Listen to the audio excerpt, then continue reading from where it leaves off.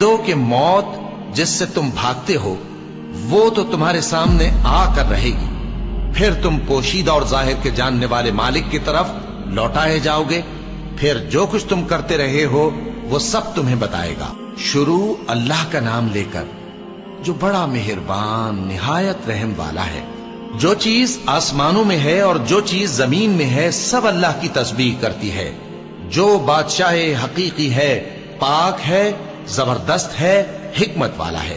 वही तो है जिसने अनपढ़ों में उन्हीं में से एक पैगंबर भेजे जो उनके सामने उसकी आयतें पढ़ते और उनको पाक करते और उन्हें किताब और हिकमत की तालीम देते हैं। और इससे पहले तो ये लोग खुली गुमराही में थे और उनमें से और लोगों की तरफ भी इनको भेजा है जो अभी इन मुसलमानों से नहीं मिले, और वो गालिब है, हिकमत वाला है।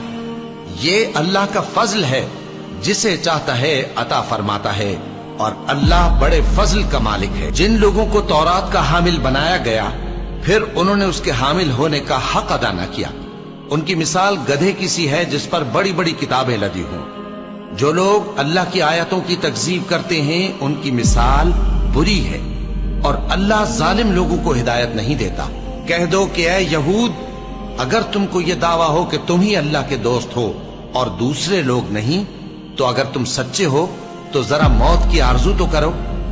और ये लोग उन अमाल के सबब जो ये कर चुके हैं हरगिज उसकी आरजू नहीं करेंगे, और अल्लाह जालिमों से खूब वाकिफ है।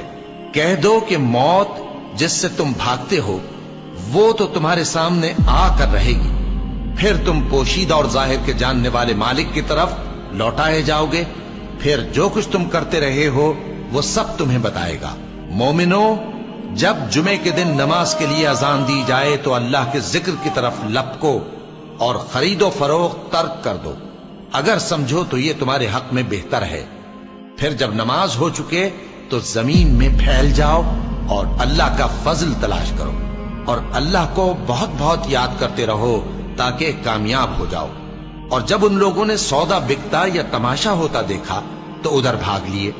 और ए नबी सल्लल्लाहु अलैहि वसल्लम, तुम्हें खुतबे में खड़ा छोड़ गए। कह दो कि जो चीज अल्लाह के हां है वो तमाशे और सौदे से कहीं बेहतर है, और अल्लाह सबसे बेहतर रिज्क देने वाला है।